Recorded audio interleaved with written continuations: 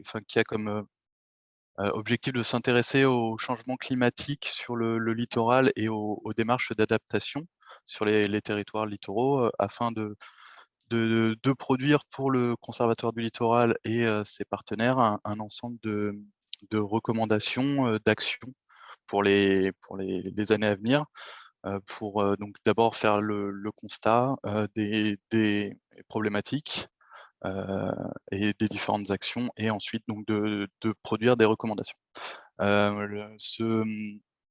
Ce web forum a été lancé le 21 octobre dernier, par un webinaire introductif qui, posait les enjeux du du changement climatique et les enjeux, sur le littoral, puis le contenu des ateliers et là on rentre dans le 1er atelier aujourd'hui qui va s'intéresser donc aux risques côtiers et aux solutions fondées sur la nature. La session aujourd'hui va durer 2 heures. On a une première heure de présentation dans laquelle on va d'abord s'intéresser à définir ce que sont les solutions fondées sur la nature, heu, au niveau côte, les risques côtiers, pourquoi se protéger contre la mer, quels sont les principes derrière ces solutions, comment ça marche et ainsi que donner quelques exemples. Puis on s'intéressera, plus précisément donc à 2 cas, 2 exemples sur, les côtes sableuses et notamment, les côtes dunaires, via la remobilisation des cordons dunaires ou, la consolidation de cordons dunaires de 2e rang et enfin on s'intéressera aux, côtes basses, aux marais littoraux et à ce qu'ils peuvent apporter aussi dans la réduction, des risques de submersion, et à la baisse locale du niveau de l'eau, par deux exemples et ensuite donc ça durera 1 heure. La 2e heure sera consacrée à des, travaux en groupe, autour de 4 questions. Une première question donc sur quelle est la place des solutions fondées sur la nature, à côté d'autres approches, donc dans des projets de territoire, à une échelle territoriale. Hem, un deuxième groupe qui s'intéressera donc à la prise en compte des incertitudes qui restent encore, autour de la mise en place de ces solutions. Comment, gérer ces incertitudes? Quelles connaissances il faut encore développer? Mais aussi, donc toutes les incertitudes qui peuvent être liées à d'autres éléments et notamment au contexte du changement climatique et un certain nombre d'éléments prospectifs.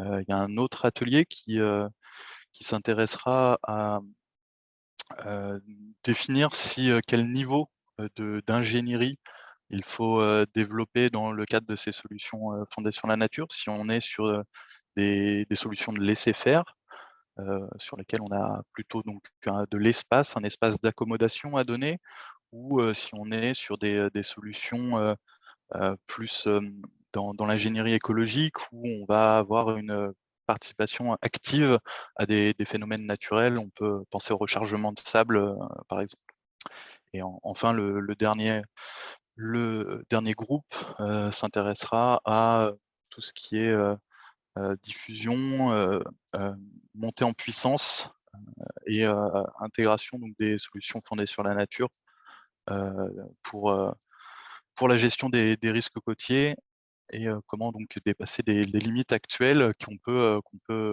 retrouver. Heu, on va tout à l'heure vous proposer un petit sondage sur ces éléments et savoir dans quel groupe vous souhaitez, vous inscrire. Donc la réunion d'aujourd'hui est en format réunion sur Zoom. Vous avez donc, pour l'instant vos caméras et vos micros qui sont coupés.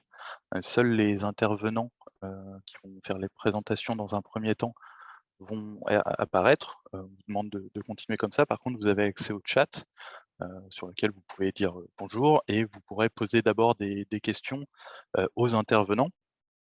Donc sachant qu'il y aura une phase de questions d'environ 5 minutes à l'orée des présentations pour échanger, dépendamment du temps. Donc vous pouvez d'abord poser certaines questions via ce chat et dans la phase de questions-réponses, vous pourrez lever la main via la partie réaction sur Zoom pour qu'on vous laisse la parole et pouvoir poser quelques questions. Je vais laisser la parole à Olivier Brivois qui va introduire donc le la journée donc avec une présentation des solutions fondées sur la nature dans le cas des risques côtiers. Bonjour à C'est à toi. tous. Bonjour, j'espère que vous m'entendez bien. Merci Adrien. Donc oui, je vais vous faire un petit peu une présentation un peu introductive sur vous définir un petit peu ce que sont ces solutions fondées sur la nature et comment on peut les mettre en œuvre pour limiter les risques côtiers. À la fin de ma présentation, j'illustrerai certaines solutions déjà mises en place dans le cadre du projet Adapto avec le Conservatoire du Littoral. Donc j'ai la main. Hop. Voilà, donc quelques éléments de contexte que nous connaissons tous assez bien. Donc, on est dans un contexte de changement climatique. Le réchauffement climatique, en fait, on sait, induit une élévation du niveau de la mer, donc par différents phénomènes, l'effet stérique, c'est-à-dire la dilatation des océans due à leur réchauffement, la fonte des glaciers et des calottes polaires. Et donc, ces événements, ce qui se passe en ce moment, en fait, on sait que ça a déjà des impacts. On observe déjà une élévation au niveau de la mer depuis l'ère industrielle et on sait que cette élévation va s'accélérer. Donc, il y a encore pas mal d'incertitudes sur les niveaux que va pouvoir atteindre le niveau marin à différentes échéances. Ça dépend de notre capacité à réduire nos émissions de gaz à effet de serre et ça dépend aussi notamment comment vont se comporter les pôles.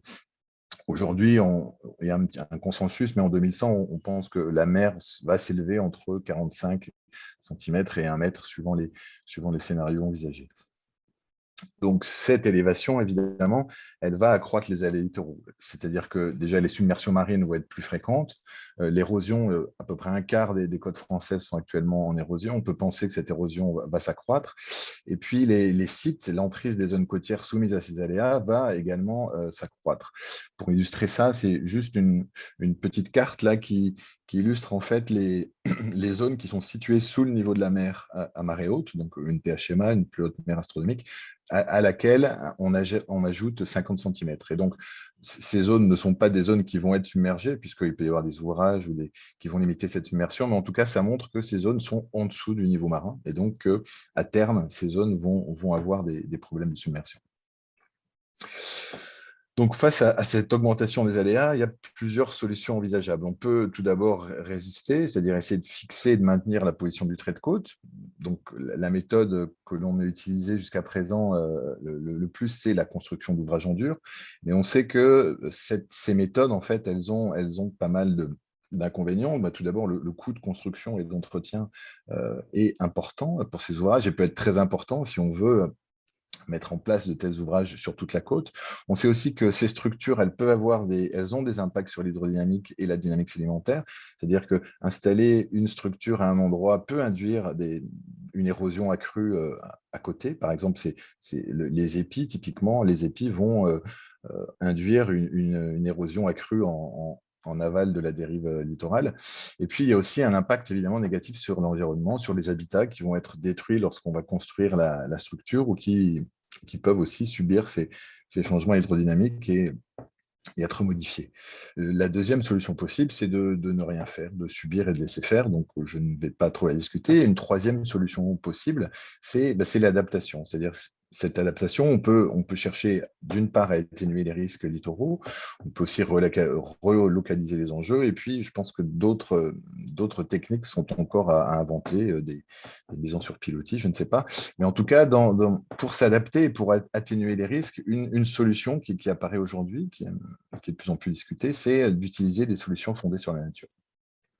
Donc, ces solutions fondées sur la nature, qu'est-ce que c'est? Une définition, il en existe plusieurs, de multiples, mais j'ai repris ici celle de l'UICN en 2009, ces solutions, ce sont des actions qui visent à protéger, gérer de manière durable et restaurer les écosystèmes naturels ou modifiés pour relever directement les enjeux de société de manière efficace et adaptative, tout en assurant le bien-être humain et des avantages pour la biodiversité.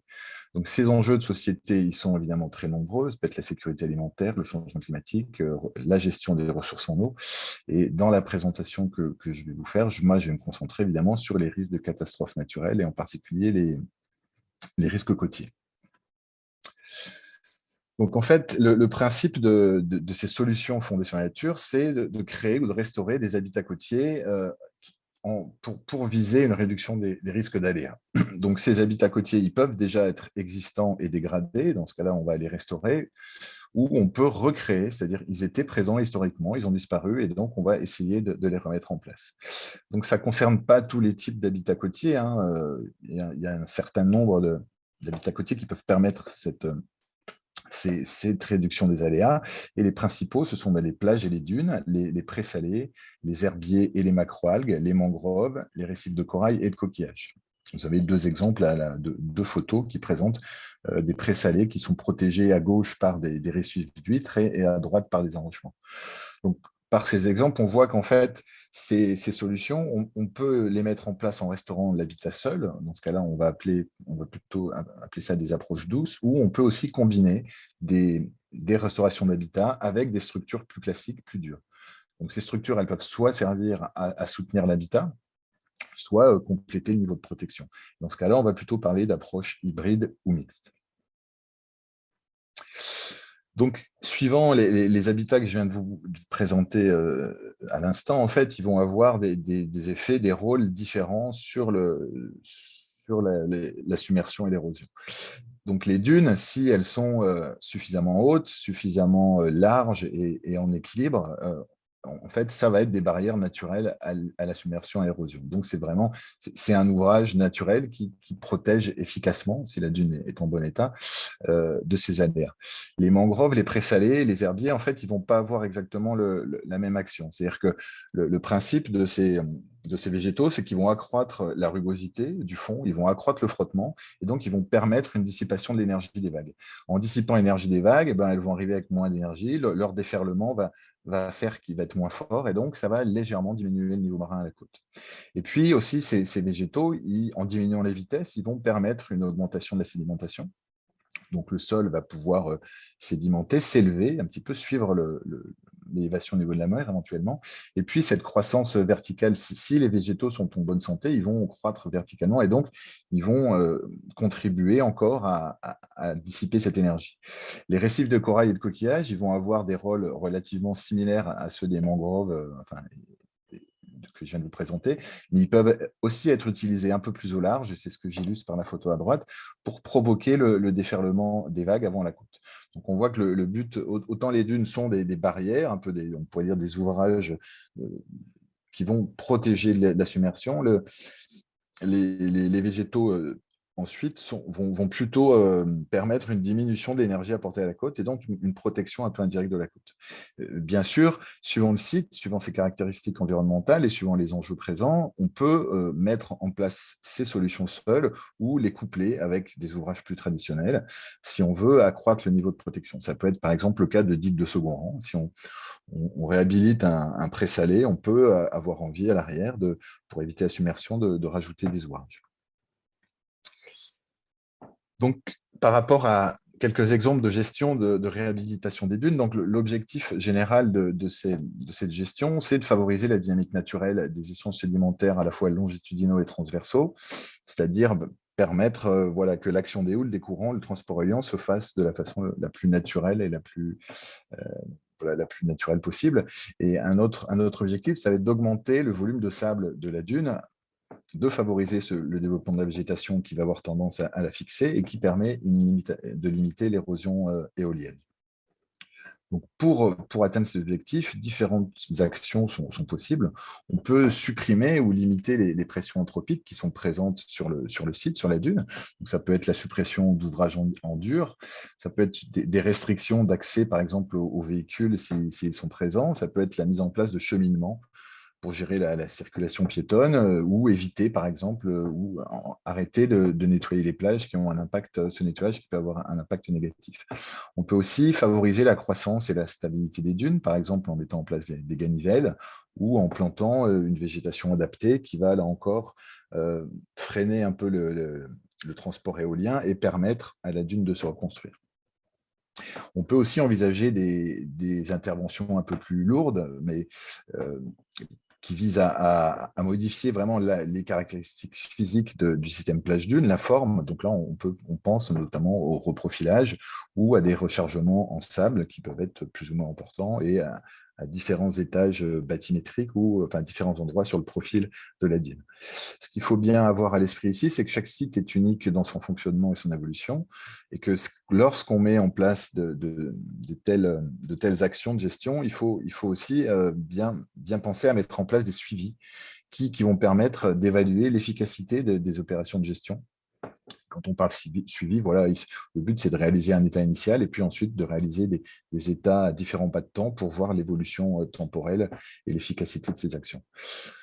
En ce qui concerne les autres types d'habitats, donc plutôt les herbiers, les mangroves, des choses comme ça, là l'objectif, en fait, on veut obtenir un habitat en bonne santé dont les caractéristiques qui sont multiples, ça peut être l'emprise surfacique, ça peut être la densité, la croissance, permettent une réduction effective des aléas littoraux. C'est-à-dire qu'on veut que l'habitat soit capable de dissiper efficacement l'énergie provenant des vagues ou des courants. Et donc, l'objectif, ça va être de créer ou restaurer des conditions qui vont favoriser le développement optimal de ces habitats. Alors là, c'est difficile de donner des exemples précis, mais de façon un petit peu générale, comme ça, on peut dire que, enfin, il y a différents encore niveaux d'intervention possible. Soit on peut mettre des moyens assez importants et retravailler la topographie, la bathymétrie d'un site, travailler aussi son hydrologie afin que suivant la cote de l'habitat, il soit suffisamment sous l'eau, c'est-à-dire voir le niveau marin, voir le niveau des marées et la cote. On peut aussi envisager la plantation ou l'ensemencement d'espèces végétales. Et puis là encore, il faut bien voir que ces solutions fondation nature peuvent être mises en place seules, mais aussi avec des ouvrages plus classiques en dur, donc ce qu'on appelle les approches mixtes. Et là, on peut penser à c'est la photo que je vous présentais tout à l'heure, où des enrochements protégeaient les marées, les présalés. On peut envisager ces approches qui vont, l'ouvrage en dur étant là pour soutenir ou pour favoriser l'établissement des habitats. Là encore, différentes situations peuvent exister, soit qui vont engendrer des opérations un peu différentes, soit l'habitat est déjà présent, soit il faut le créer donc à partir de rien. Et puis, suivant si on agit côté marin, c'est-à-dire par exemple pour protéger un ouvrage et qu'on installe ces habitats devant l'ouvrage, ou on peut aussi envisager les installer à terre, c'est-à-dire à terre aujourd'hui, c'est-à-dire envisager une dépolarisation, une reconnexion. Donc, dans ce cas-là, on accepte évidemment un recul du trait de côte. Donc là encore, chaque site est unique dans son fonctionnement, son évolution, et on propose, enfin, on souligne le fait que lorsqu'on met en place de telles opérations de gestion, il faut encore bien penser au suivi pour vraiment suivre l'efficacité de ces opérations. Donc, en fait, si on compare de façon un petit peu générale, comme ça, ces solutions fondées sur la nature avec les structures traditionnelles, on voit que les solutions fonctionnelles ont pas mal d'avantages. Tout d'abord, on peut dire qu'elles sont adaptatives, c'est-à-dire qu'elles sont constituées de systèmes vivants qui vont s'adapter et se régénérer d'eux-mêmes, puisqu'ils sont vivants, contrairement aux structures classiques qui sont assez statiques et qu'il faut remettre à niveau, par exemple, si le niveau d'aléa évolue. On peut notamment voir que ces habitats, face à l'élévation de la mer, ils peuvent s'adapter de deux façons. Soit ils peuvent s'adapter verticalement, c'est-à-dire ils vont induire une accrétion, une sédimentation, et donc le niveau du sol va s'élever et la plante va pouvoir continuer une croissance normale. Soit la plante d'elle-même peut grandir et puis suivre un petit peu cette élévation du niveau marin. Une autre possibilité, si elle ne peut pas se développer ou si elle ne peut pas s'adapter de façon verticale, c'est de migrer vers la terre. C'est-à-dire que la mer monte et les plantes vont suivre cette élévation et remonter vers la terre dans les zones nouvellement inondées. Si on compare encore les avantages, c'est vrai qu'on peut penser a priori que le coût de mise en place d'une solution fondée sur la nature va être inférieur. Alors évidemment, ça dépend, ça dépend de la façon dont on va mettre en place cette solution, mais généralement, on peut penser que c'est inférieur. Un aspect très positif aussi, c'est que contrairement aux ouvrages classiques, normalement, l'entretien n'est pas nécessaire. Donc on revient un petit peu à l'adaptabilité, c'est que comme ces systèmes sont vivants, ils vont être capables de se régénérer après une tempête, après un événement un peu fort, s'ils sont en bonne santé, ils vont être capables de se régénérer et de revenir un petit peu à l'état initial. Il y a évidemment d'autres avantages. Donc, on peut voir l'accroissement de la biodiversité. En créant ou restaurant un habitat, on accroît, on développe la biodiversité. La plupart, les présalés, les mangroves aussi, ont une capacité de stockage de CO2 très importante. Donc, ça va dans le sens d'atténuation un petit peu du changement climatique. Ces nouveaux habitats qu'on va créer, ils ont aussi un rôle important de frayère, de nourricerie pour d'autres espèces. Donc, ça permet aussi un maintien, par exemple, des ressources halieutiques, pardon. La plupart de ces plantes ont aussi un rôle, enfin, peuvent aussi améliorer la qualité de l'eau par absorption des nutriments, par bioaccumulation des métaux lourds, par exemple. Et puis, évidemment, ces solutions fondées sur la nature ont une valeur sociale, c'est-à-dire que ce sont des espaces naturels qui sont utiles pour les loisirs, pour l'éducation, qui ont une valeur patrimoniale et qui sont source, on va dire, de bien-être pour l'humanité. Il y a quand même certains inconvénients, certaines difficultés à la mise en place de ces solutions, bien sûr. Tout d'abord, elles ne sont pas en fait applicables partout. Il faut d'abord une surface minimale pour installer un habitat existante ou à créer. Et puis, on voit que les conditions environnementales sont très importantes. C'est-à-dire, suivant l'espèce, suivant le type d'habitat qu'on va mettre en place, les conditions environnementales ne seront pas les mêmes. Les principales conditions à considérer, en fait, sont l'exposition aux vagues, par exemple, l'apport d'eau douce, les apports sédimentaires, et puis pour certaines espèces, la température, la salinité, la présence de nutriments ou de pollution peuvent être des facteurs importants à prendre en compte. Un des défauts aussi peut-être de ces solutions, pardon, c'est leur temporalité, c'est-à-dire que vu qu'on base l'atténuation des aléas sur un habitat, cet habitat il peut mettre un certain temps à se développer, à croître et à proposer un niveau de protection efficace.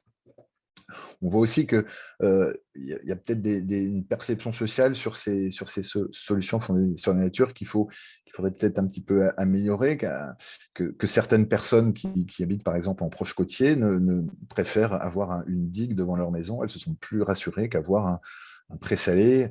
Le niveau de protection ressenti est un petit peu différent. Mais surtout, ce qu'on remarque sur ces solutions, c'est qu'en fait, il y a quand même un manque général de méthodes, de connaissances, voire de compétences dans les bureaux d'études ou dans les entreprises qui peuvent les mettre en place. Également, un manque de retour d'expérience et de suivi sur le long terme. En fait, ce qu'on voit, on manque aujourd'hui de ces expériences et connaissances et on a besoin de sites pilotes, on a besoin d'expériences réelles qui montrent en fait, qui démontrent que ces solutions sont efficaces et qu'elles peuvent être mises en place. Et pour vous illustrer un petit peu ces propos, je vais vous parler du projet Life Adapto, qui est en cours. Donc, je vais le présenter très, très rapidement. Donc, son objectif, c'est vraiment de démontrer que l'intégration des écosystèmes et des habitats naturels peut permettre une gestion souple du trait de côte et apporte des solutions à l'adaptation au changement climatique. Donc, ce projet, il est mis en œuvre sur 10 sites pilotes. Vous avez la carte à droite qui présente ces 10 sites. Et il propose une approche pluridisciplinaire qui vise à comparer les 3 scénarios de gestion dont je vous ai parlé tout à l'heure, c'est résister, s'adapter et subir. Donc, ma présentation va être très rapide sur différents exemples. Je vous invite à aller voir le site internet du site pour avoir plus d'informations. Donc, simplement, quelques expériences d'application de solutions fondées sur la nature dans le cadre d'Adapto. Donc, certaines ont été réalisées avant le début du projet, d'autres, tous les sites n'ont pas le même niveau d'avancement, mais là, je vous présente une petite vue globale. Donc, un exemple intéressant de restauration dunaire où une route a été supprimée, une route départementale à petit et grand travers. Et donc, vous avez ici une photo avant sur la gauche et puis après sur la droite. Et donc, là, vous voyez que la route a complètement été supprimée. Donc là, le but, c'est de redonner un peu de liberté à la dune, qu'elle puisse se déplacer à la fois vers les terres. Enfin, c'est de redonner un peu de la dynamique naturelle de relibérer un peu la dynamique naturelle de cette dune. Un autre exemple sur les vieux salins d'hier, là où le principe, ça a été la suppression d'enrochements. Donc on voit des enrochements avant sur la gauche, puis une photo suite aux travaux. Donc on voit évidemment que la plage s'est parfaitement reconstituée. On a un profil de plage beaucoup plus naturel, entre guillemets. Et là, le principe, c'était de décaler en fait la cellule d'érosion. Cet ouvrage induisait une érosion à son extrémité. Et cette érosion arrivait à un endroit très, très sensible où le cordon dunaire était très fin. Et donc, en enlevant ce combo dunaire, on a redonné un peu, là encore, de liberté au système et la cellule d'érosion devrait se déplacer et donc limiter les problèmes. Encore un exemple de dépolluérisation ou de reconnexion marine. Donc là, c'est l'île Nouvelle qui a été en fait dépolluérisée suite à la tempête Xynthia en 2010. Donc vous voyez une photo de 1999 avant cette dépolluérisation.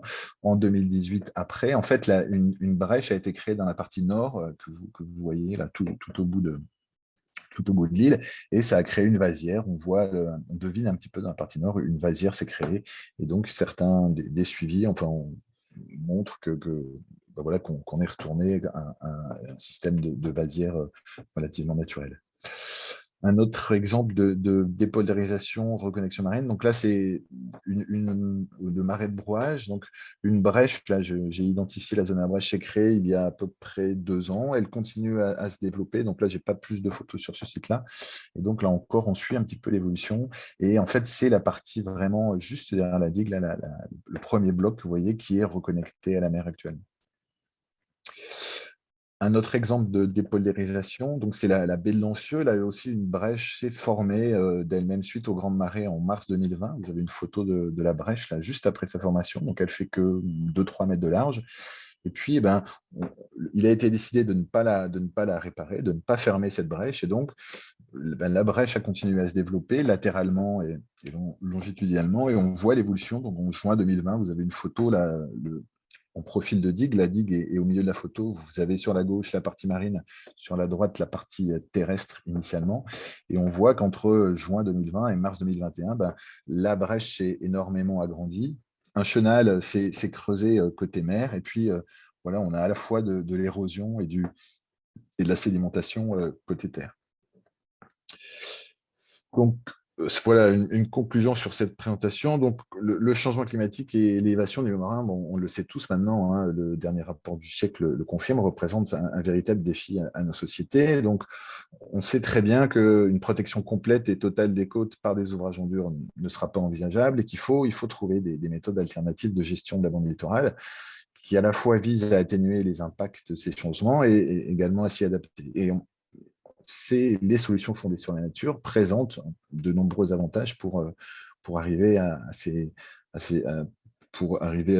objectif. Ce qu'on peut dire néanmoins, c'est que la mise en place de ces solutions, elle n'est pas applicable partout. On voit que c'est des espèces vivantes, donc on peut pas les mettre où on veut. Ça dépend fortement du site considéré, de ses caractéristiques, des conditions environnementales, évidemment, et des enjeux présents.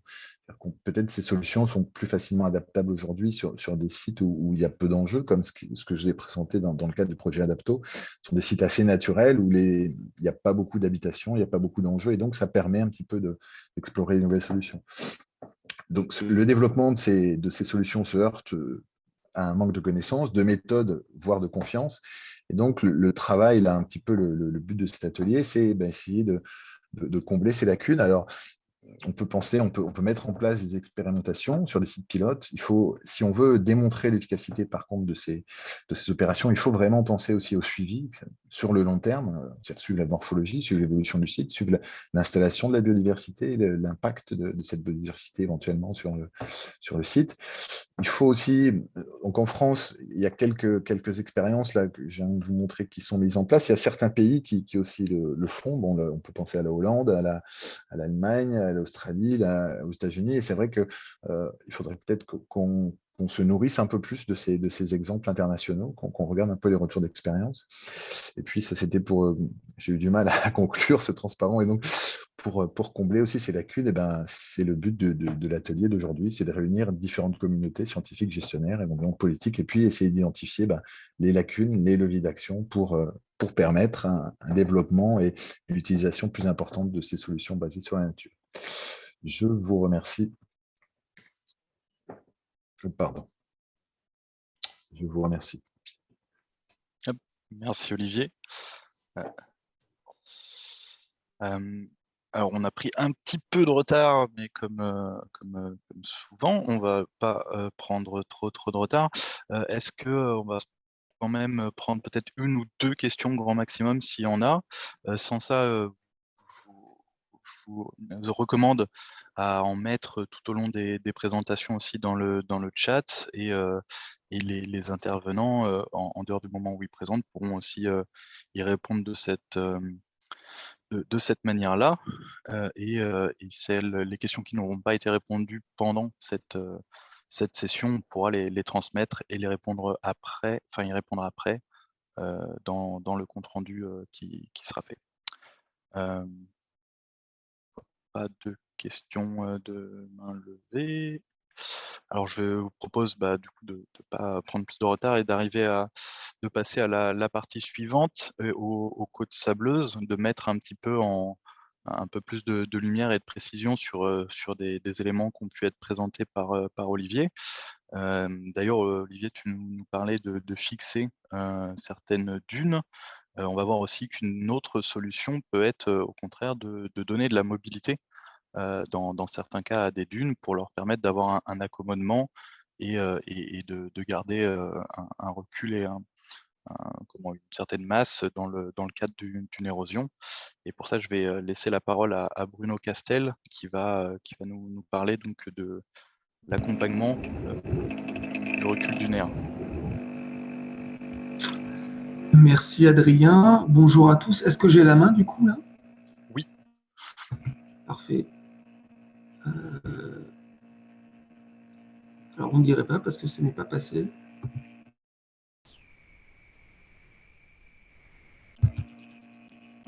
Alors ça ne passe pas. Oui, c'est très. Il y a un gros, un gros moment de latence. Ok.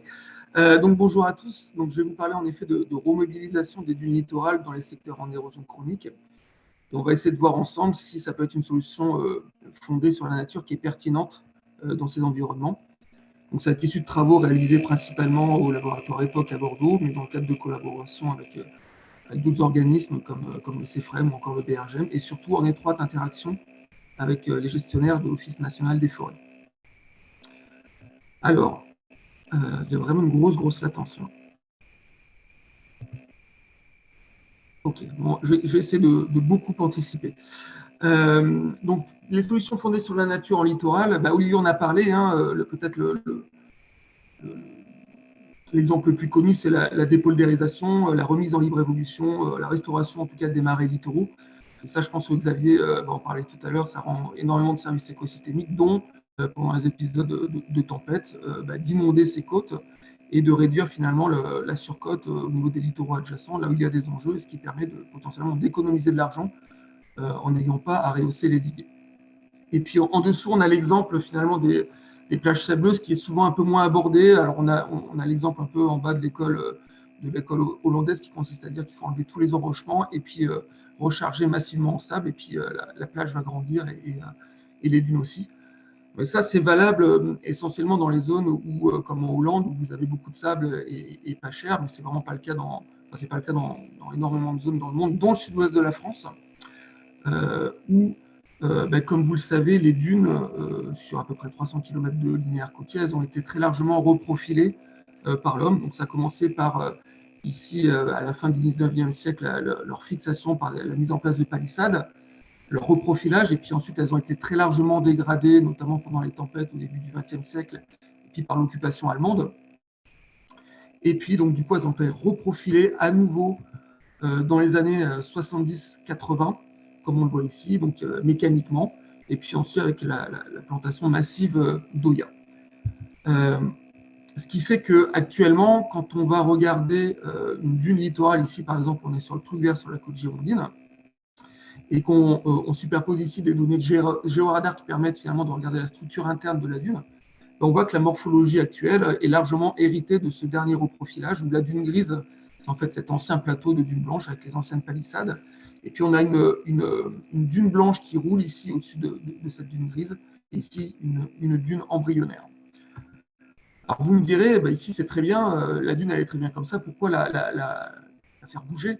C'est qu'en fait, au Trou-de-Verre, c'est une côte qui a été relativement stable depuis 100 ans à peu près, mais comme on le voit ici à droite sur les secteurs de plage dune de la Nouvelle-Aquitaine, avec les taux d'érosion depuis à peu près 40 ans par satellite, on a des zones, alors certes, qui sont stables comme le Trou-de-Verre, voire qui avancent très localement, à hauteur de plusieurs mètres par an. Mais on a aussi des sites, beaucoup de sites en moyenne qui sont en érosion, 1 à 2 mètres par an, voire au-delà, et dans certains secteurs, du coup, la dune a même disparu. Alors pourquoi la dune elle a disparu dans ces secteurs? C'est que ces grandes dunes reprofilées, finalement, quand vous êtes en érosion chronique, pour différentes raisons, vous allez, en fait, l'érosion se matérialise par une très très haute falaise d'érosion, parfois plus de 10 mètres, ce qui fait que le sable de la plage, même pendant les tempêtes, ne peut plus aller de l'autre côté de la dune. Et la dune, finalement, elle est grignotée, elle ne peut plus migrer dans les terres, et elle va jusqu'à potentiellement disparaître. Et là, vous avez potentiellement des problèmes de submersion, voire même d'accélération de l'érosion. Donc, dans ces secteurs, on peut s'interroger sur le fait que remobiliser ces dunes était une solution pertinente qui permettrait donc au système finalement de rouler, de rentrer dans les forêts, mais au moins de maintenir ce système et notamment cet écosystème assez unique. Alors, comment est-ce qu'on fait pour remobiliser une dune? En fait, les dunes peuvent être mobiles naturellement via notamment ce qu'on appelle des sifflevents ici, ou des cahots d'air qui sont des formes d'érosion éolienne et qui permettent de transporter le sable de la plage vers l'arrière de la dune. Donc, pour explorer ça, cette remobilisation des dunes, alors on a fait dans le cadre d'un projet ANR qui va bientôt se terminer. On a fait une expérimentation vraiment innovante au niveau international où on a, sur le secteur du Trou-de-Verre, donc qui est stable, creusé 8 trous, donc 4 dans la dune embryonnaire et 4 traversant la dune blanche, afin justement du coup d'explorer ce qui allait se passer dans le cadre de cette remobilisation, on va dire, entre guillemets, contrôlée. Donc on a suivi ça finement avec notamment des suivis morphologiques. Alors pour ne pas marcher sur la dune, on a utilisé des méthodes non intrusives. C'est de la photogrammétrie d'images drone, c'est devenu relativement classique maintenant. L'originalité, c'est qu'on a des cibles qui sont spécialement déployées de manière permanente sur tout le secteur dunaire, de manière optimale. Et puis, on fait des plans de vol automatiques. Donc, c'est toujours les mêmes vols, avec les mêmes caméras, avec les mêmes prises de vue, ce qui donne une très bonne réplicabilité de nos mesures. Et après, on fait de la photogrammétrie d'images drone, qui nous permet finalement de reconstruire la topographie 3D de la dune, avec une précision centimétrique et sans avoir marché dessus. On fait ça tous les trimestres, plus des levées supplémentaires en hiver quand ça bouge beaucoup. Donc voilà ce que ça peut donner sur ce secteur de 4 km de dune au Trou-de-Verre où on a fait notre expérimentation. On a des orthophotos et puis on a des modèles numériques de terrain. Et en les comparant, comme on le voit ici sur la droite en faisant un zoom, on peut avoir une information extrêmement fine sur l'évolution de la morphologie. Où là, pendant cet hiver-là, on a en bleu l'érosion et en rouge l'accrétion. Et on voit donc de manière très forte l'érosion de la plage, l'accrétion de votre dune embryonnaire ici, l'érosion localisée du reliquat de la falaise d'érosion d'hiver 2013-2014. Et on voit très très bien la dune blanche qui croît en hauteur et qui migre à l'intérieur des terres par-dessus la dune grise avec aussi la présence de panache sédimentaire ici, de plaquage sableux. Alors je ne rentre pas dans les détails de nos analyses. On a pu suivre, si vous voulez, la quantité de sable qui a été transportée depuis la plage jusqu'à l'arrière de la dune par ces trous. Ici, vous avez l'évolution temporelle du volume de sable transporté et déposé dans le lobe de dépôt derrière nos trous qui a été creusé au niveau de la dune blanche. Ce qu'on voit, c'est que pendant l'hiver 2018-2019, il ne s'est pas passé grand-chose. Ça a été, souvenez-vous, un hiver très très calme. Par contre, pendant l'hiver 2019-2020, qui a été, lui, très tempétueux, notamment pendant l'automne, là, on a plusieurs centaines de mètres cubes de sable qui ont été transportés de l'autre côté du trou. Donc, ça peut agir comme un conduit efficace pour transporter le sable. Comme l'a dit Olivier tout à l'heure, il faut des approches interdisciplinaires. Donc, on a fait des mesures biologiques, donc des levées saisonniers. Donc, à chaque fois, on avait 300 points de mesure. C'est beaucoup de jours de terrain. J'ai oublié de le dire, c'était particulièrement le travail d'un doctorant qui a soutenu cette année, Quentin Laporte-Forêt. Donc, du coup, chaque saison, il allait lever 300 points on voit ici sur un bloc de 500 mètres, on a un trou au niveau de la dune blanche et un trou au niveau de la dune embryonnaire. Et vous avez des points de mesure sur tous ces points le long du profil, au niveau de tous les écotones, en fait. Et sur chaque point, il mesurait à l'aide de quadras la composition et l'abondance de la végétation, et il mesurait plein d'autres choses, comme l'abrasion, comme la décomposition de la matière organique également. Alors, j'ai pas le temps. Alors, en plus, je suis pas du tout biologiste, donc je suis vraiment pas la personne qui sera compétente pour vous répondre si vous avez des questions là-dessus. Mais en gros, ce qu'il a été montré, c'est que, bon, d'une part, c'est quelque chose qu'on sait, il y a une très forte compartimentalisation des communautés végétales, avec voilà, des végétations pionnières en dune embryonnaire, plutôt de l'Oya en dune blanche, et puis ensuite d'autres communautés quand on va vers la dune grise et la dune de transition.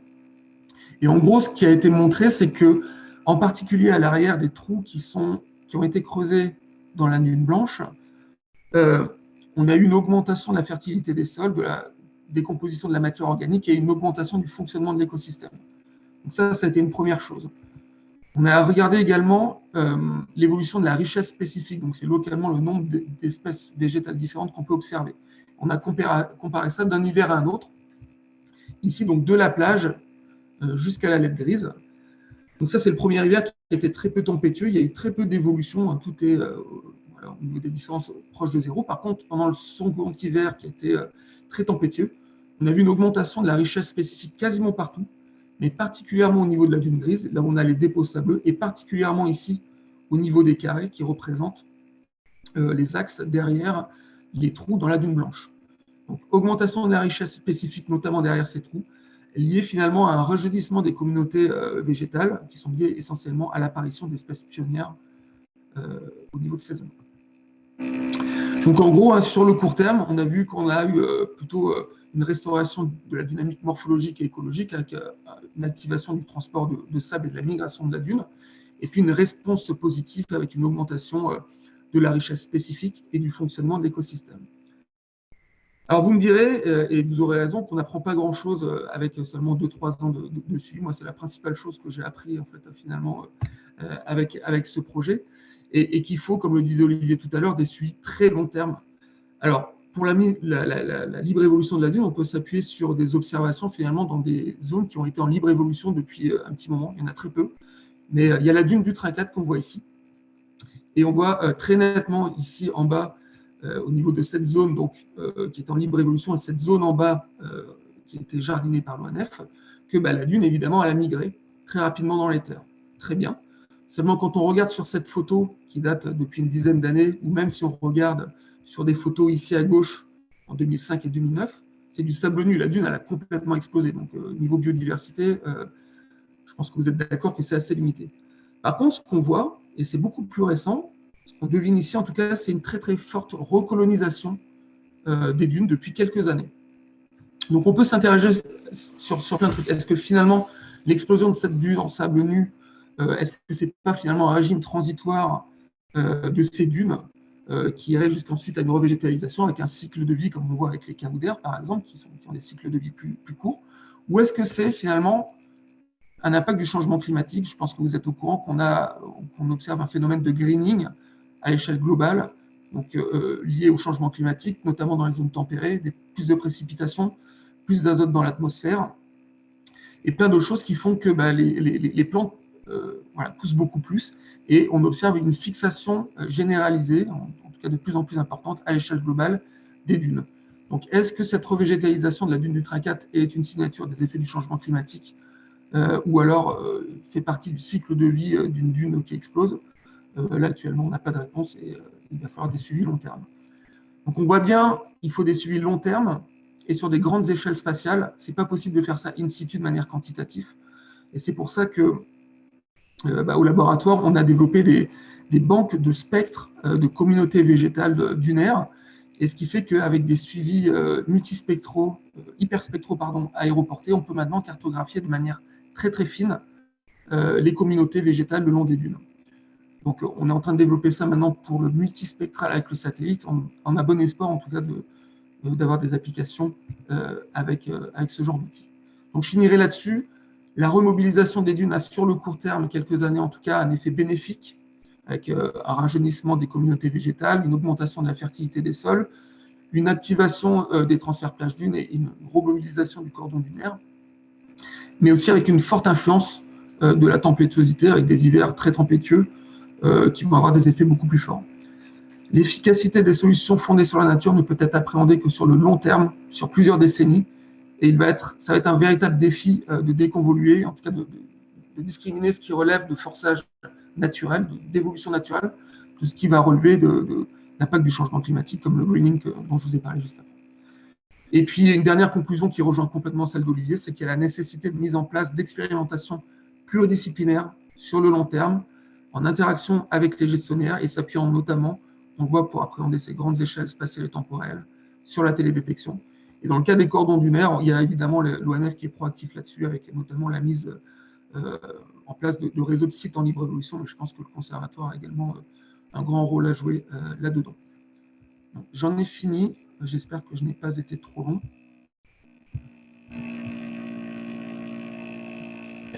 Merci Bruno. C'était clair en tout cas, c'était voilà. Très clair. On a pu voir que sur les dunes, il y a un ensemble de solutions quand on est confronté donc à l'érosion, qui permet aussi donc de garder une certaine forme et un rôle, jouer un rôle contre un autre aléa qui est celui de la submersion.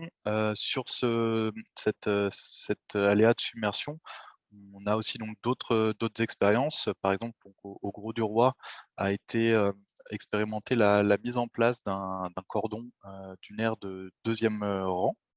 Voilà, et donc c'est Christophe Rousseau et Loïc, j'ai perdu votre nom, je suis désolé, Petegneff, voilà, qui vont nous en parler sur l'exemple du Grau du Roi.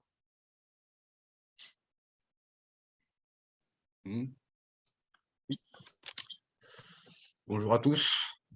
Donc nous, sur la commune du Grau du Roi, dans le cadre des solutions fondées sur la nature, on a créé un ouvrage un cordon dunaire de second rang, en fait, qui se situe à peu près entre 250 mètres et 900 mètres du trait de côte.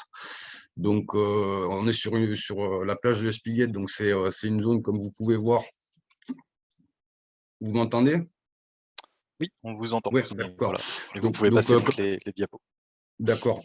Comme vous pouvez voir sur la carte, en fait, sur la partie gauche, donc on a une zone de forte agression, puisqu'on est quasiment à 200 000, 300 mètres cubes annuels. Donc, suite à la mission de Racine, on a eu la création de Port-Camargue, ce qui a fait que depuis les années 70, en fait, on a quasiment gagné presque 1000 mètres de plage. Et d'ailleurs, vous pouvez voir, en fait, on a une surverse de toute cette agression qui est en train de créer un banc de sable en pleine mer. Donc là, on est sur comment dire, la dynamique naturelle de l'évolution du site. Et par contre, sur l'autre partie, on le voit, on a un léger renfoncement au niveau du petit étang qu'on peut voir derrière. C'est-à-dire que sur cette partie-là, on a une zone d'érosion où on a perdu quasiment 300 mètres en à peu près 35 ans de plage. Donc, sur la partie droite ici, on avait érigé toute une batterie d'épis, donc on a 46 digues rocheuses qui font à peu près une centaine de mètres de long, qui avaient vocation de protéger en fait les espaces naturels qui sont derrière et toutes les zones agricoles qu'on peut voir ici.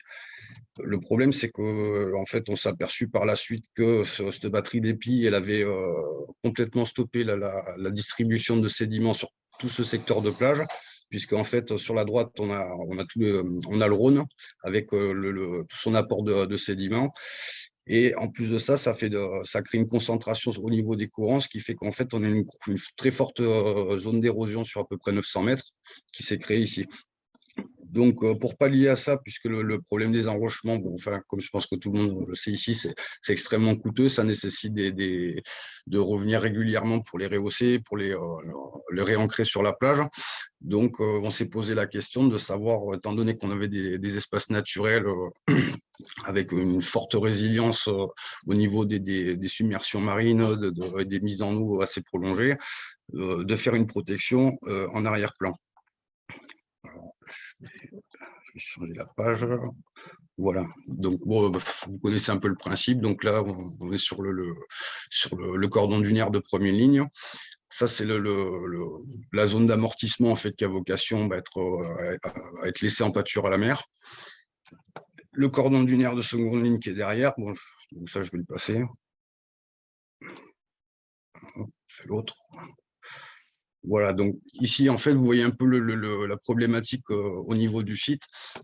Alors, en orange, comme vous pouvez voir, c'est en fait la partie, c'est le cordon dunaire de second rang qui a été érigé. Donc, le principe, ça a été afin de limiter l'impact au niveau des différents habitats, parce qu'on est un site classé Natura 2000. Donc, on a repris en fait des tracés à partir de tous les reliefs existants. On a rehaussé des chemins qui étaient également existants, comme ceux-là ici où on peut voir. Et donc les tronçons naturels ont été faits à partir de sable qui avait été prélevé sur site, parce qu'on a récupéré 15 000 mètres cubes de sable sur la zone d'accrétion. Et en fait, les talus ont été rehaussés avec du tout venant, en fait, histoire de faire des matériaux, d'avoir un matériau qui soit suffisamment solide et compact pour permettre le passage des véhicules. Donc là, comme vous voyez, en fait, sur cette zone d'érosion, que c'est en 2015, vous voyez en quelques années, on a perdu quasiment 150 mètres de plage. Et on a les intrusions marines, en fait, qui suivent le cheminement ici. On a un gros qui s'ouvre sur cette partie-là, qui fait monter en charge l'étang. Et après, on avait un débordement avec toute une inondation au niveau de la plaine de l'Espiguette, sachant que cet étang, en fait, récupère toutes les eaux qui sont issues de la station d'épuration. Donc, on a une station d'épuration, puisqu'on a un équivalent au niveau habitant en pleine saison, à peu près de 100, voire 120 000 personnes. Et on a la station d'épuration qui épure 2 millions de mètres cubes chaque année. Donc, le problème, c'était de maintenir en fait le fonctionnement de la station d'épuration, de protéger toutes les zones agricoles qui étaient derrière. Et on a également un certain nombre de campings qui étaient aussi menacés par ces intrusions marines. Donc là, comme vous pouvez voir, en fait, là, on avait deux techniques de réalisation. Alors, sur les parties naturelles, ça a été fait avec du sable et du paillage de roseau. On a ensuite végétalisé l'ensemble de l'ouvrage. Et ça, c'est sur les chemins donc, qui ont été rehaussés. Et l'ensemble de l'ouvrage a été rehaussé à peu près à hauteur de 2,50 m NGF. Donc, étant donné qu'on était un site classé, il y a eu un montage de dossier qui a été relativement compliqué parce qu'il a fallu faire des dossiers de dérogation de destruction de l'habitat. Donc, il y a eu des mesures compensatoires qui ont été associées, un volet de traitement au niveau des plantes invasives. Et ça a nécessité d'avoir un ensemble de partenaires qui étaient relativement chacun assez spécialisés dans leur domaine, comme l'ONF, puisque bon, on avait une partie qui était soumise au code forestier, donc on travaille régulièrement avec eux. On a eu le pôle littoral, le ID Méditerranée, qui sont spécialisés en fait dans le confortement dunaire et toutes les techniques associées. Donc, c'est le BRL qui s'était penché sur le dossier. Et on a eu le conservatoire d'espaces naturels pour toute la partie biodiversité, mesures compensatoires et les suivis naturalistes qui ont été associés. Parce que au travers des mesures compensatoires, on a eu des créations de mares avec où on a des suivis sur jusqu'à 30 ans, quoi. Donc, le montage financier, donc ça a été, bon, enfin, vous avez le détail, je ne vais pas m'étendre dessus. Il faut savoir que l'ouvrage, on a protégé, on a un linéaire à peu près de 11 km. Et donc, sur ces 11 km, on a 5 km et demi qui ont été ouvragés. Et tout le restant, en fait, c'est l'ensemble des reliefs et des points hauts qui ont été reliés entre eux. Donc, soit avec du sable, soit avec le rehaussement des chemins, quoi. Donc, à l'heure actuelle, on a les travaux ont été finis en 2017. Donc sur les parties sur les zones naturelles, en fait, on a une couverture végétale quasiment de 80%. On a quelques points où le paillage n'a pas tenu, donc on a quelques un peu d'érosion, mais bon, c'est très léger, à hauteur de 20-25 cm consécutifs à l'effet du vent. Et on n'a pas eu de... Alors, je vois Patrick Bazin qui demande quel sera le sort des épis. Non, les épis, on ne les entretient plus, en fait. On ne les entretient plus parce qu'à l'heure actuelle, avec le recul du trait de côte, ils sont plus ancrés en plage. Ils sont à 10-15 mètres de la plage maintenant. Donc, bon, je pense qu'à terme, ils finiront par s'enfoncer dans le sable ou par s'étaler, quoi. Mais oui, on les entretient plus parce que bon, là sur un ouvrage de 11 km, on a 1,3 million d'euros, les 46 épis, plus comment dire, l'entretien qui avait été fait, on a presque 6 millions d'euros de coûts, quoi. Donc on voit bien qu'en termes de coût et d'efficacité, c'est plus que discutable. Et ça amènerait énormément d'impact et des coûts extrêmement importants de retirer les rochers, quoi. Donc voilà, si vous avez des questions.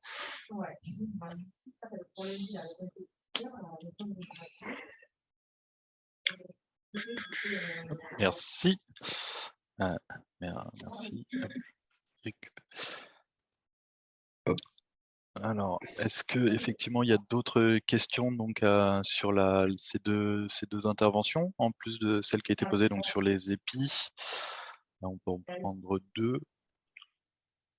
Je regarde là.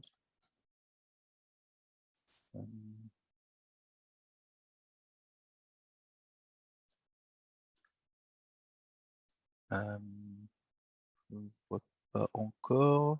Alors, si vous avez des questions, vous pouvez faire réagir ou lever la main. Ou en tout cas le mettre.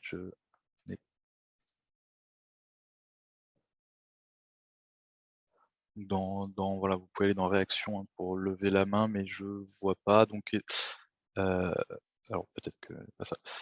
N'hésitez pas, hein, si vous en avez donc à les mettre. On va passer donc à la partie suivante. Et puis de toute façon, on aura un échange un peu plus important ensuite dans la deuxième partie de cet atelier, puisqu'on aura donc les phases de travail en groupe. Donc après, ah oui, alors on a une question de la part d'Amélie Roche sur le résultat des suivis opérés depuis 2017. Alors, est-ce qu'on peut... je vais demander donc à Amélie si elle peut préciser sa question. Est-ce qu'il s'agit des suivis réalisés sur les dunes aquitaines ou sur la Désolée, partie... c'est pas Amélie, c'est Florence. Alors, je me suis connectée avec un lien Zoom, mais je ne sais pas pourquoi c'est le nom d'Amélie. Oui, parce que vous avez évoqué tout à l'heure le suivi des suites aux mesures compensatoires qui devraient durer 30 ans. Comment ça a été mis en place? Est-ce qu'il y a déjà des résultats probants par rapport à la création de mares ou même le suivi de la zone de relief, hein, du trait de relief que vous avez mis en place? Est-ce que ça évolue? Est-ce que ça se maintient? Est-ce que vous avez des retours là-dessus? Et en termes de mise en œuvre du suivi, voilà, quel est le coût par rapport à ce que vous avez indiqué des coûts d'investissement? Merci.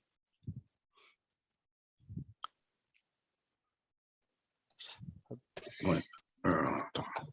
C'est une question donc pour vous au gros du roi, si j'ai bien compris. Voilà. Je vous laisse y répondre. Oui, alors je m'excuse, est-ce que vous pouvez répéter la question, parce que j'étais en train de répondre là sur le chat, sur les questions qui sont posées. Donc, le bilan des suivis et le coût des mesures compensatoires. Alors, honnêtement, le coût des mesures compensatoires, là comme ça, je ne peux pas vous le dire. 50 000 € par an. Ouais, on a à peu près 50 000 € par an. Donc les mesures compensatoires, donc il y a 26 hectares qui ont été rétrocédés au Conservatoire du littoral. On a un suivi assez régulier, assez soutenu au niveau de tout ce qui est espèces invasives. On a eu On a réalisé avec le Conservatoire d'espaces naturels du Languedoc-Roussillon, on a réalisé la création de plusieurs mares pour le pélo-bat cutripède. Et Suivi de la saladelle de Girard. Ouais, on a des suivis sur la saladelle de Girard, histoire de voir un peu s'il y a une évolution en fait sur les différentes stations avant et après la création de l'ouvrage. Il faut savoir que en fait, au niveau de l'ouvrage, il y a eu un montage de dossier qui a été relativement long parce qu'en fait, ce qui était important, c'était de garder toutes les fonctionnalités hydrauliques au niveau des différents habitats qu'il y avait. Et donc, apparemment, il n'y a pas eu d'impact de relevé au niveau de la flore. Pour ce qui concerne les mares, les mares, on est quasiment entre celles qui ont été entretenues, restaurées, créées, on est à peu près 60 mares. Et sur les 60 mares, on a quasiment 55 mares qui ont été où on a observé le pélo-bat. Donc, on a quand même un niveau de réussite qui est quand même assez satisfaisant, quoi, pour l'instant. Et l'ouvrage a tenu le choc. Et donc, et pour ce qui est pour ce qui est de l'ouvrage à l'heure actuelle, on n'a pas eu comment dire, pour l'instant, il remplit sa fonction, mais bon, en même temps, on n'a pas eu vraiment des coups de mer où il y a eu une mise en eau en fait de la zone tampon importante.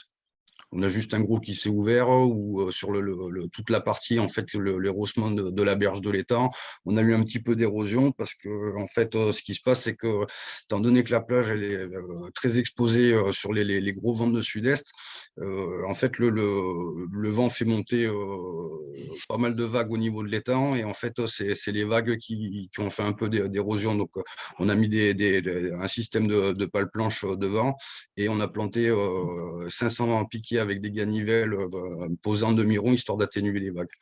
Donc, pour l'instant, on a quand même des résultats qui sont quand même assez satisfaisants, quoi. Je vais poser 2 dernières questions, mais auxquelles il faudra répondre en 2 minutes à peine, qui étaient en lien avec les épis. Donc, il y avait une question de Marc Thibault qui demandait à quoi correspondaient les coûts de 6 millions sur les épis. Est-ce que c'était leur reconstitution ou leur enlèvement? Et une question donc de Patrick Bazin sur est-ce qu'on a une idée du surcoût ou du coût inférieur qui est lié à cette opération par rapport à celle qui aurait été nécessaire, au coût qui aurait été nécessaire pour conforter, renforcer les épis pour arriver au même résultat? Alors, 2 minutes. Alors, non, les épis, on ne les entretient pas. Ensuite, les 6 millions d'euros, ça correspond à la création depuis le premier épi. Et en fait, il y avait eu un rehaussement qui avait été fait par la suite parce qu'ils ont tendance à s'enfoncer dans le sable. Donc, c'est des coûts qui sont exorbitants. C'est très impactant pour le site parce qu'il faut amener les rochers sur place avec des gros engins, tout ça. Là, à l'heure actuelle, le fait qu'ils ne soient plus ancrés en plage, on peut observer qu'on a une redistribution sédimentaire qui se fait entre les épis, chose qui se faisait plus depuis leur construction. Donc non, ils ne seront pas entretenus. Ensuite, le fait de les enlever, je pense que ils disparaîtront par eux-mêmes dans le temps, quoi. Ça sera extrêmement coûteux et puis extrêmement impactant pour le site de les enlever. Je vous remercie. Merci beaucoup pour cette présentation et les réponses.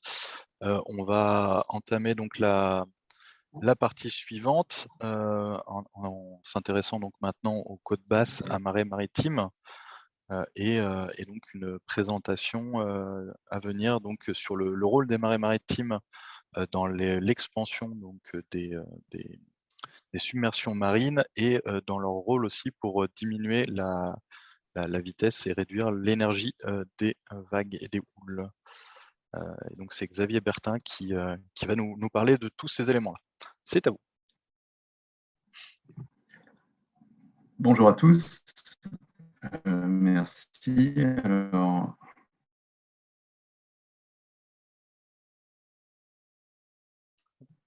le temps de latence. Voilà, non, c'est qu'il y a vraiment 3-4 secondes. Donc voilà, je m'appelle Xavier Bertin, je suis chercheur au CNRS au laboratoire LIENS à l'Université de La Rochelle. La figure qu'on voit en arrière-plan, c'est un peu, il y a un effet d'exagération là lié au zoom, mais c'est un jour de fort vent face à un pré-salé dans la baie de Marennes-Oléron. Je vais vous parler de ça notamment en deuxième partie. Alors oui, en effet, il faut s'habituer un petit peu.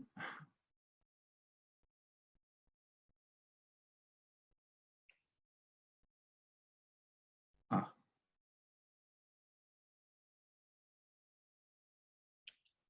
Je vais essayer Alors, de passer, d'anticiper aussi. nous allons vers une augmentation des risques de submersion marine. Ouais, en effet, on a pu observer une élévation du niveau moyen des mers au cours du siècle passé, environ une vingtaine de centimètres, et celle-ci va se poursuivre, voire s'accélérer, quel que soit le scénario de changement climatique considéré.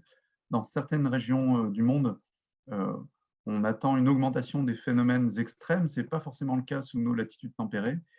Et puis, les zones littorales sont de plus en plus peuplées. Alors là, il y a une image un peu circulaire au niveau de Manille aux Philippines, en particulier dans certaines régions comme en Asie du Sud-Est ou en Afrique de l'Ouest. Alors, face à cette augmentation attendue des risques de submersion marine, quelle stratégie de défense de côte adopter? Alors, la première solution, c'est un peu provocateur, bien sûr, c'est une digue assez impressionnante sur l'île de Ré, la digue du Boutillon, où localement, on peut peut-être réfléchir à des stratégies alternatives, comme par exemple ici, un espèce de réservoir pour limiter les niveaux d'eau extrêmes le long de l'Escaut, à la frontière entre la Belgique et les Pays-Bas. Alors, la première partie de cette présentation, ça va concerner, je vais essayer de vous expliquer comment les marais littoraux peuvent limiter l'extension des submersions marines. Là, on voit une image spectaculaire prise le lendemain de la tempête et de la submersion associée à Xynthia. Donc, je vais d'abord rappeler rapidement ce qui s'est passé pendant Xynthia. Là, c'est la topographie des zones littorales au nord de La Rochelle. Et donc, on voit que c'est une zone qui est très très basse. Donc, l'échelle verticale, c'est par rapport au zéro hydrographique. Et donc, si on a une tempête avec une forte surcote et un niveau extrême qui se produit à cet endroit-là et qu'il y a un débordement, donc là, j'ai fait exprès d'utiliser la même échelle verticale. On a atteint 8 mètres par rapport au zéro hydrographique pendant Xynthia. Et donc, 8 mètres, c'est tout ce qui est en jaune. Ça veut dire que tout ce qui est en vert sur la carte de gauche est situé en dessous du niveau de la mer. Alors, une large partie de ce territoire a été inondée. Et donc, les conséquences tragiques, c'est que parmi ce territoire inondé, il y avait quelques villages, dont la Faute-sur-Mer, qui était le village le plus touché au sud de la Vendée. Et puis, à La Rochelle, il y a eu des dégâts matériels considérables.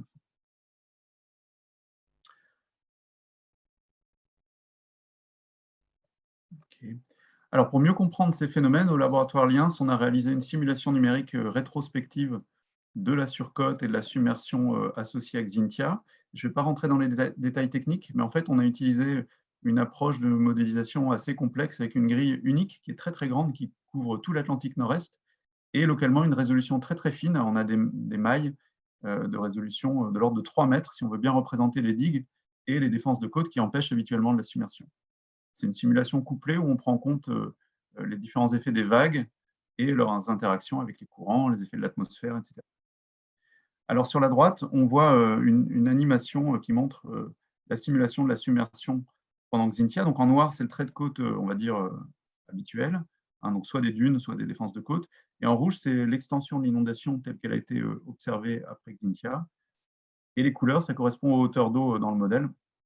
Donc, on voit globalement qu'il y a quand même un bon agrément. Bien sûr, localement, il y a des différences.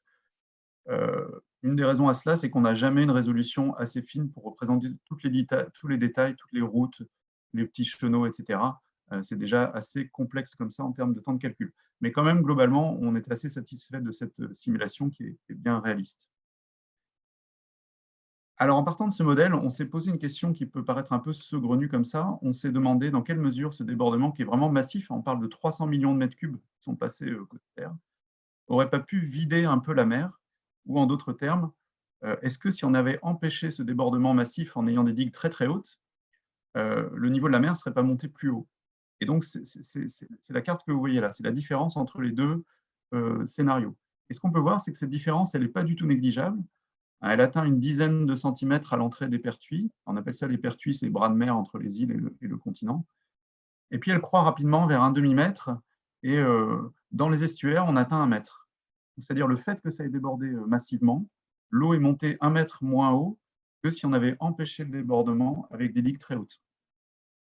Alors, partant de ce phénomène qui nous a semblé intéressant, on a réfléchi à une solution d'ingénierie complètement fictive, je précise bien, où on a créé des zones d'expansion dans le modèle, où au contraire, on aurait rabaissé les digues pour favoriser la submersion de façon contrôlée parce qu'on aurait rajouté un deuxième rang de digues pour protéger des enjeux, donc les routes, les habitations, etc. Et puis on a rejoué Xynthia et on a vu ce que ça changerait. Donc voilà les résultats au niveau du sud de la Vendée, la baie de l'Aiguillon et puis le petit estuaire du Lay qui borde la Faute-sur-Mer. Donc on retrouve un peu les mêmes ordres de grandeur que tout à l'heure. Pour aider un peu à interpréter les résultats, j'ai fait 2 coupes. Une coupe en rouge qui remonte dans la Sèvre niortaise, donc la frontière entre la Vendée et la Charente-Maritime, et une coupe en vert qui remonte dans l'estuaire du Lay, donc le long de la Faute-sur-Mer. Ce qu'on peut voir, c'est que dans les 2 cas, ça aboutit à un abaissement du plan d'eau qui atteint 1 mètre. Et donc, si on avait implémenté ce genre de solution, on aurait pu fortement limiter l'impact d'une tempête comme Xynthia, ou aussi 1 mètre. On a vu tout à l'heure que c'était l'un des scénarios possibles d'élévation au niveau de la mer pour la fin du siècle. Donc voilà, encore une fois, c'est complètement fictif, mais on montre juste le potentiel que pourrait avoir le développement de marais littoraux pour créer des zones d'expansion quand on a des niveaux extrêmes. Alors, la deuxième partie, c'est le rôle clé des prés salés pour dissiper les vagues. Donc, il faut savoir que c'est un sujet qui est assez tendance, on va dire, en sciences. Il y a des modes comme ça, donc c'est très à la mode. Il y a beaucoup d'articles qui sortent tous les ans, qui sont publiés dans des très grosses revues. Mais en fait, un petit reproche qu'on peut faire, c'est que la plupart de ces articles étudient un seul type de végétation, la spartine, et c'est essentiellement des expériences en laboratoire. Il y a très peu d'expériences in situ. Et la raison à cela, c'est que les prés salés, ça se développe par définition un peu à l'abri de l'agitation, à l'abri des vagues. Donc c'est très dur d'avoir à la fois de la végétation et à la fois des vagues qui ne soient pas microscopiques. Donc en Charente-Maritime, dans la baie de Marennes-Oléron, on a un très très beau pré salé. Enfin, on en a plusieurs, mais celui-là est particulièrement bien développé. Il s'appelle la Pointe aux Herbes, dans une réserve naturelle, la réserve de Moise-Oléron. Et donc, on a plusieurs étages de végétation qui se développent. C'est principalement en bas de pré-salé de la spartine. Et puis, toute la partie supérieure, c'est Alimion portulacoïde. Donc, le nom commun, c'est l'obione, un espèce de pourpier sauvage, très ramifié, avec une forte densité. Et donc, on a réalisé une campagne de mesures spécifiques dans le cadre d'un stage de master en 2016 pour essayer de mieux comprendre le rôle de cette végétation dans la dissipation des vagues. Alors le problème, c'est comme j'ai dit tout à l'heure, on est abrité de l'agitation, il faut attendre des conditions bien particulières. Ces conditions, là, vu l'orientation de la baie, c'est un coup de vent de nord-ouest, et puis des grandes marées, parce que sinon l'eau n'arrive pas jusqu'au pré-salé, ou très partiellement. Donc ça s'est produit en mars 2016. Alors, vous voyez que malgré tout, on n'a pas des vagues colossales. Au niveau de notre capteur, qui est le plus au large, on a des vagues qui atteignent 60 cm. C'est pour ça que j'expliquais tout à l'heure que ma photo était assez trompeuse.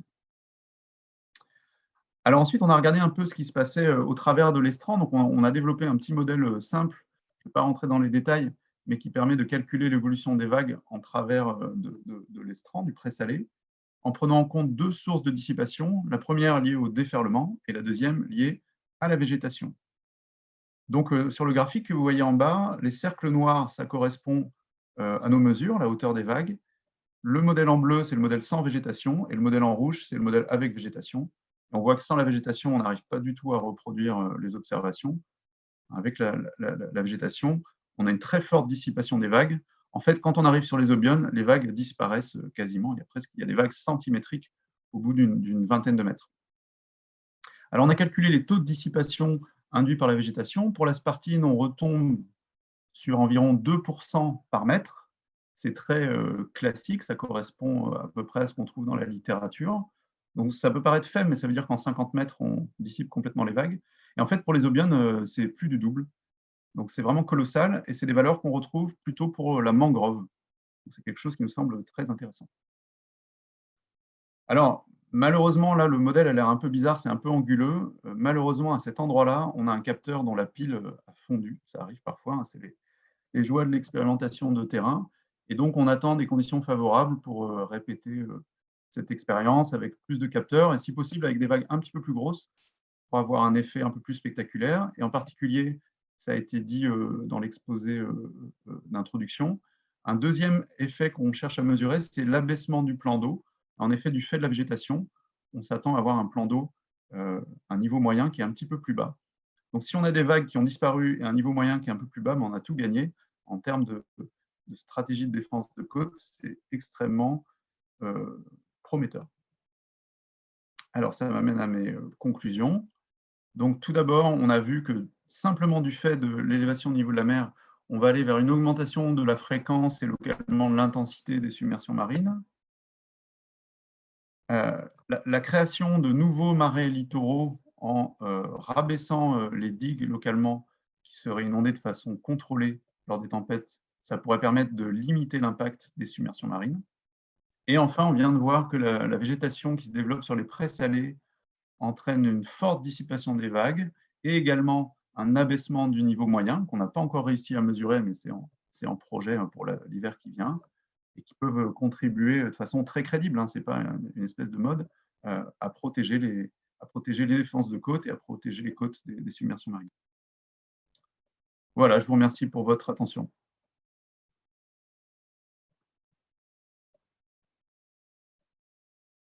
Si vous avez des questions, bien sûr, je serai ravi d'y répondre. Merci.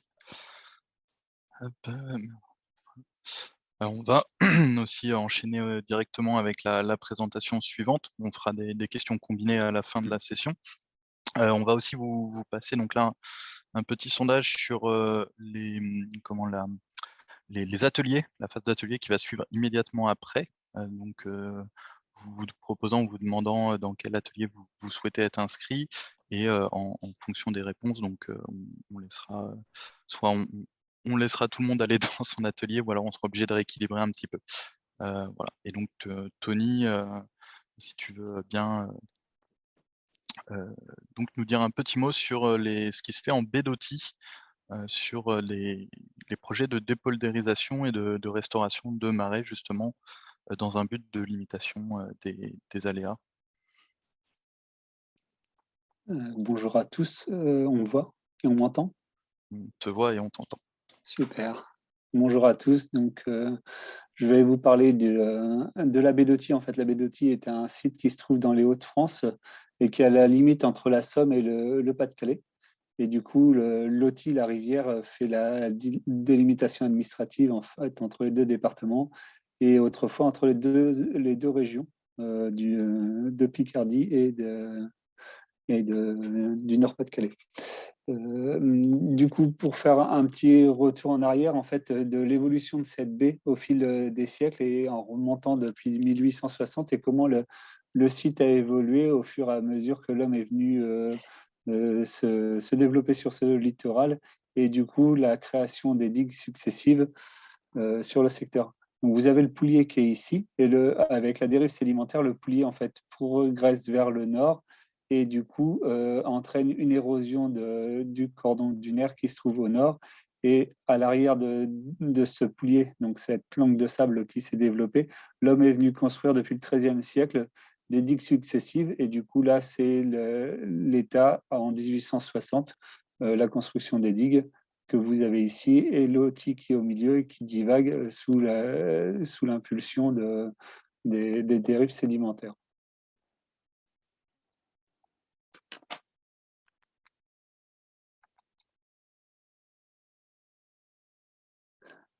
En 1875, l'homme est venu construire un ouvrage en fait au milieu de la digue de la baie pour pouvoir canaliser l'OTI.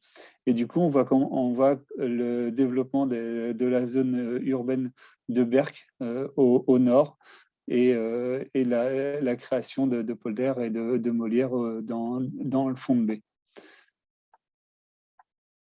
Et en 1900, l'OTI en fait a créé une brèche au niveau de la digue Barrois. Et du coup, le Poulier continue à progresser. On voit aussi le développement de la zone urbaine.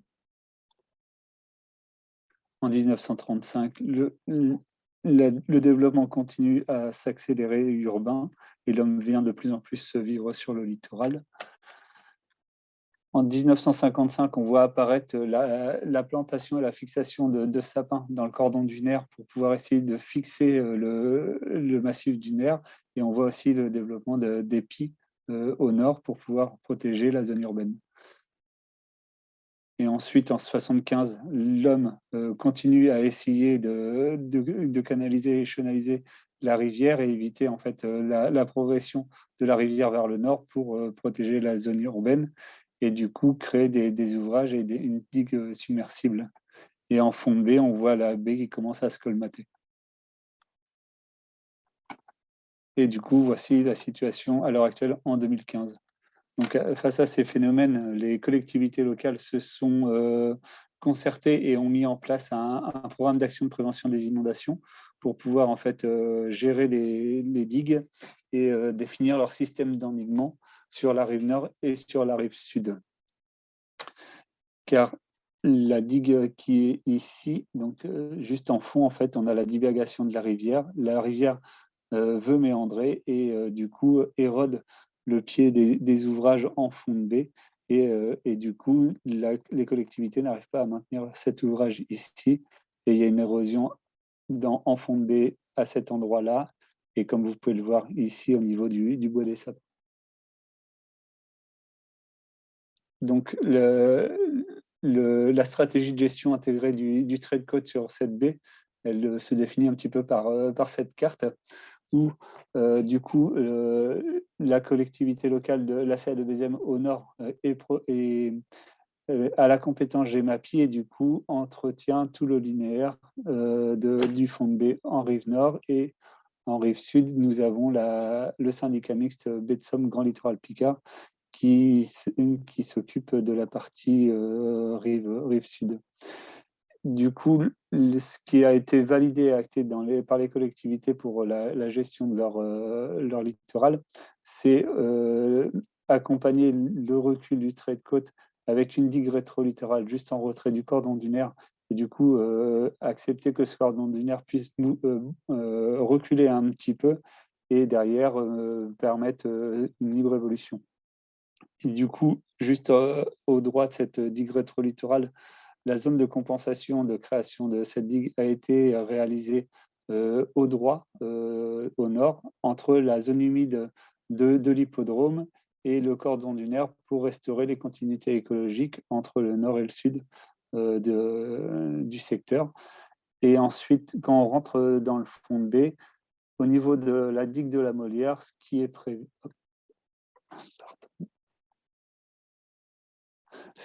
c'est un recul de l'ouvrage de protection un petit peu dans le secteur pour restaurer 4 à 5 hectares de présalé juste en retrait, juste derrière la digue.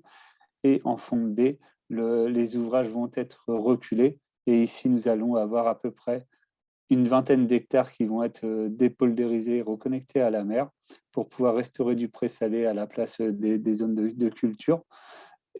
Et du coup, les dossiers réglementaires sont en train d'être réalisés pour ce fond de baie. Et ici, la digue rétro-littorale est en cours de construction. Et du coup, les travaux devraient être achevés pour la fin de l'année. Et là, les travaux ici, c'est pour fin 2023. Donc, on accompagne les collectivités locales à concevoir cet ouvrage de fond de baie et à imaginer la dépolarisation de ce secteur-ci et où pourraient être les mesures compensatoires liées à la construction de ces nouveaux ouvrages. Et sur le sud, la collectivité locale a fait le choix en fait, de réfléchir à la construction d'une digue en retrait et à terme, une dépolarisation d'à peu près 70 à 80 hectares. Donc, c'est toute la zone rose là, que vous avez ici qui devrait à terme être dépolarisée. Et du coup, laisser l'ouvrage de premier rang évoluer librement sous l'influence de la divagation et le méandrage de l'OTI. Et du coup, la zone à terme devrait être reconnectée et du coup repartir en présalé.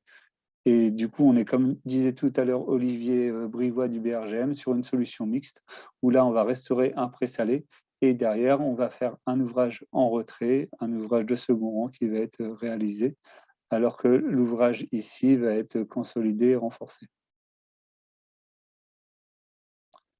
Donc là, c'est des exemples au nord de relocalisation d'enjeux.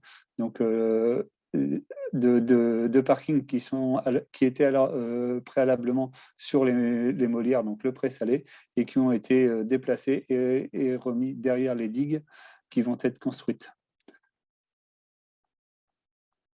Et du coup, voici la renaturation du secteur. Donc ici, vous avez le parking qui était sur le domaine public maritime et sur le Pré-Salé et qui a été restauré en 2021 pour retrouver un Pré-Salé qui s'est reconstitué sur le secteur. Une autre vue, voici. Et du coup, à partir de ce constat-ci, donc là, c'est la digue rétro-littorale avec la zone tampon qui puisse permettre d'accepter en fait une intrusion en cas de brèche dans le cordon dunaire et protéger les enjeux qui ont été identifiés dans le PPR avec la zone de compensation environnementale au nord. Et voici la version travaux en fait de ce projet avec la mesure compensatoire qui a été réalisée en 2020 et les travaux qui sont en cours de cet ouvrage de second rang. Et du coup, en fond de baie, vous avez les nouveaux ouvrages qui vont être réalisés d'ici 2023 avec différents profils de digues, soit avec un cheminement du sentier du littoral en Risberm ou en crête de digues pour pouvoir préserver en fait les zones de quiétude et les habitations en fonction des endroits qui sont protégés derrière pour pas que le public puisse avoir une vue sur les zones en retrait et déranger le public ou la vie-faune qui niche dans les zones en retrait.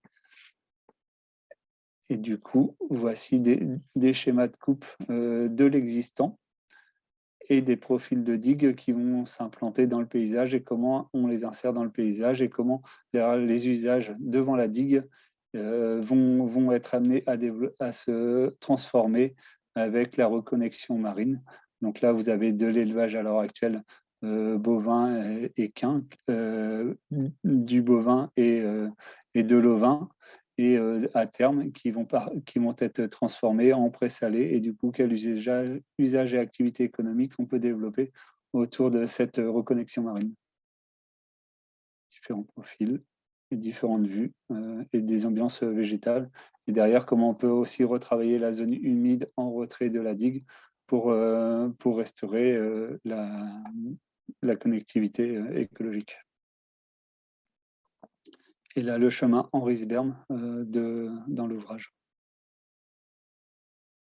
Et le site à marée haute. Voilà, j'ai terminé.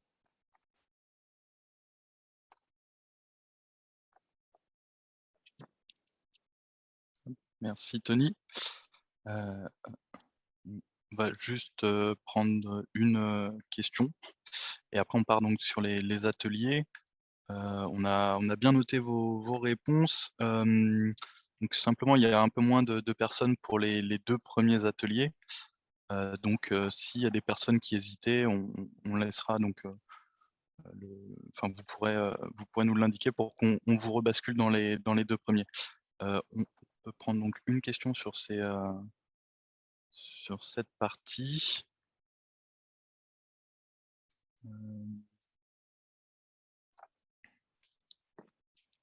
Hop, je vois pas de main levée. Et ben on va donc partir sur les ateliers.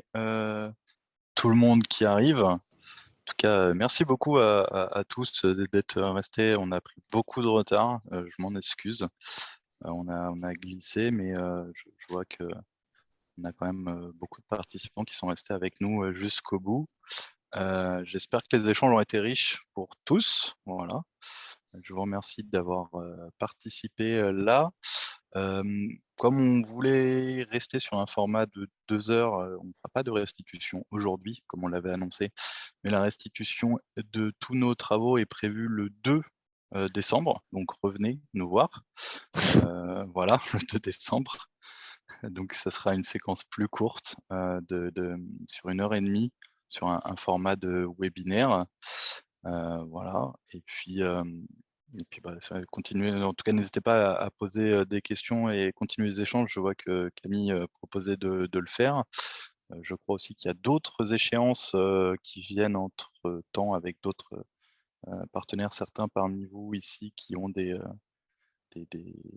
éléments qui arrivent avant le 2 aussi, peut-être le 1er, sur des solutions fondées sur la nature ou des territoires côtiers.